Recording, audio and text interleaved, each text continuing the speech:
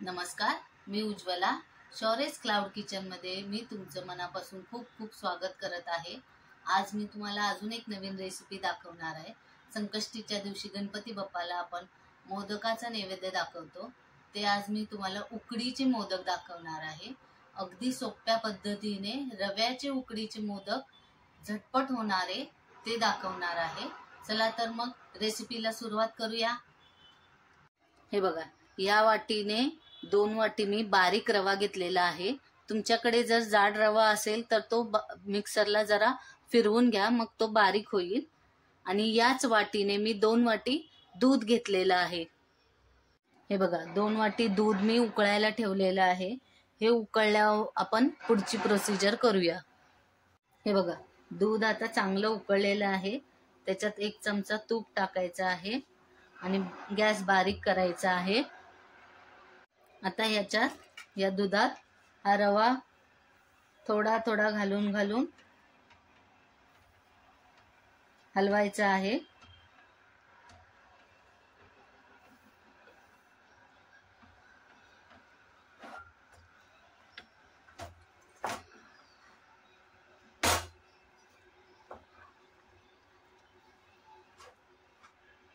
हे बघा, असा हलवून घेतलेला आहे चांगला.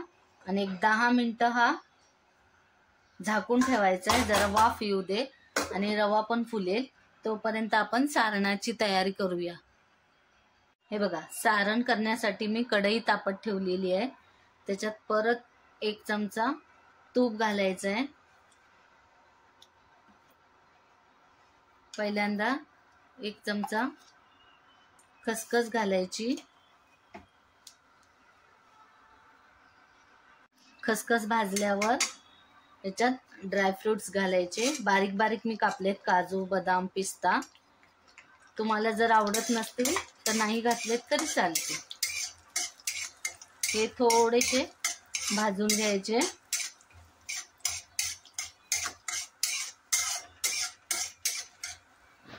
आता याच्यात थोडे मनुके पण टाकले. हे पण चांगले भाजून घ्यायचे. हे बघा, हे सगळं आता भाजलेलं आहे. याच्यात खोबरं भाजून घ्यायचं आधी. हे मी 1 नारळ पूर्ण किसलेलं आहे खोबरं, म्हणजे 2 वाट्या खोबरं आहे हे जरा असं परतून घ्यायचं. हे बघा, खोबरं आता चांगलं भाजलेलं आहे. ह्याच्यात हे 2 वाटी खोबरं आहे तर त्याच्या अर्ध 1 वाटी गूळ घ्यायचा आहे. आपण ह्याच्यात चांगला मिक्स करून घ्यायचा आहे. हे बघा, सारण असं चांगलं भाजलेलं आहे. आता गॅस बंद करायचा आहे आणि त्याच्यात थोडीशी गॅस बंद केल्यावर टाकायचे वेलची पावडर.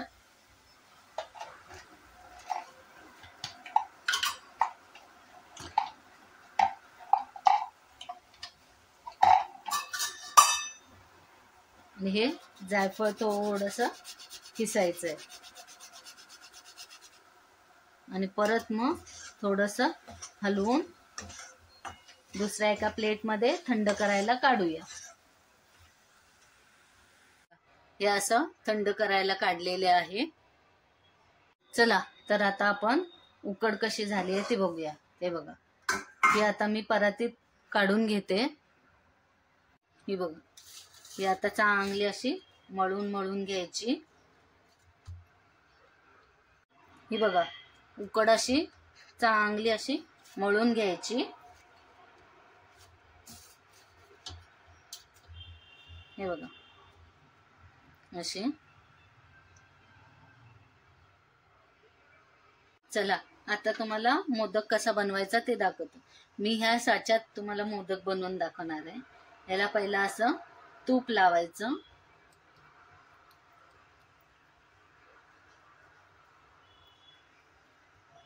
मग हा असा बंद करायचा आणि इथून हे रव्याचं हे घालायचं आधी असं आणि चारी बाजूने असं दाबून दाबून चारी बाजूने असं हे असं पीठ हे रव्याचं असं असं दाबून हे करायचं, सगळीकडून व्यवस्थित असं बसलं पाहिजे. हे बघा, हे असं मधी खोबऱ्याचं सारण घालायला जागा ठेवायची, सगळीकडून दाबून दाबून असं पीठ हे लावायचं आहे. मग त्याच्या छान अशा रेषा येतात, या साच्याला रेषा आहेत ना, त्या रेषा येतात छानपैकी. हे बघा, हे असं. आणि मग ह्याच्यात मधी हे खोबऱ्याचं सारण जे बनवले आपण ते घालायचं. हे असं, हे असं घातलं की मग वरून हे थोडंसं अजून हे पीठ घ्यायचं आणि असं चांगलं ह्याला लावायचं. असं असं दाबून दाबून दाबून असं करायचं. आणि मग हा असा उघडायचा हळूच. हा बघा कसं सुंदर झालंय चारी बाजूने. ही मी स्टीमरची प्लेट तूप लावून ठेवलेली आहे, ह्याच्यावर ठेवला. हा बघा, मी तुम्हाला अजून एक करून दाखवत आहे. सुरुवातीला या साच्याला असं तूप लावायचं आणि हा असा बंद करायचा आणि असं घट्ट धरायचा. हे रव्याचे जे आहे पीठ हे असं चारी बाजूने असं अंगठ्याने असं असं दाब देत देत सगळीकडे करायचंय. हे बघा, हे असं दाब देत देत पूर्ण साच्याला असं ते आलं पाहिजे. हे बघा, शेवटपर्यंत असं पूर्ण असं आलं पाहिजे. आणि मधी जरा सारणाला जागा ठेवायची. दाबून दाबून हे केलं की असे डिझाईन येते. या साच्याला डिझाईन आहे ना, त्यामुळे ती डिझाईन येते. आणि हे खोबरं असं खोबऱ्याचं सारण असं घालायचंय.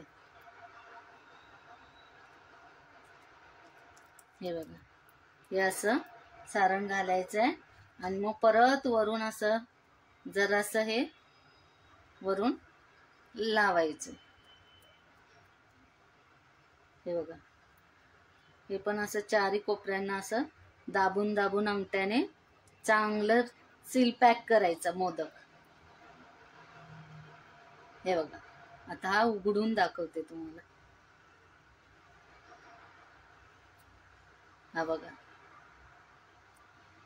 किती छान, हे बघा सुरेख झालेला आहे चारी बाजूने. हा दुसरा. असेच मी हे सगळे मोदक करणार आहे. हे बघा, हे असे मी सगळे मोदक बनवलेले आहेत. आता हे स्टीम करायला घेऊया. हे बघा, हे स्टीमर मध्ये मी पाणी आधीच ठेवलं होतं उकळायला. हे उकळलेलं आहे. याच्यात ही मोदकाची प्लेट ठेवूया आणि 10 मिनिटं बरोबर स्टीम करायचं आहे.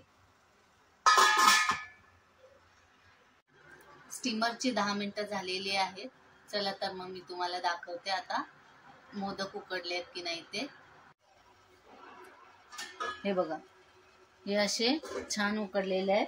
आता मी गॅस बंद करते आणि एक 10 मिनिटं थंड करायला ठेवूया. हे बघा, हे उकडीचे मोदक रेडी झालेले आहेत. हे बघा, खालून वरून कसे छान डिझाईन पण आलेले आहेत आणि चांगले झालेले पण आहेत.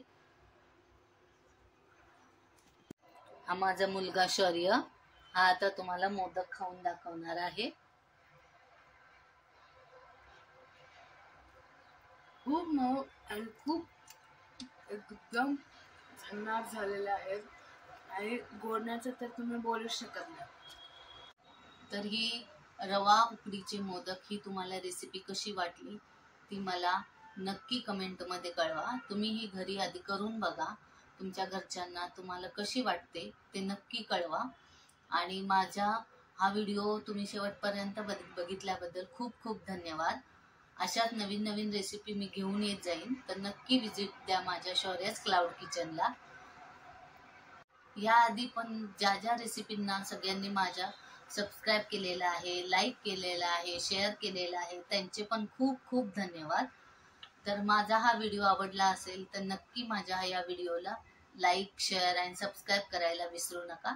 धन्यवाद.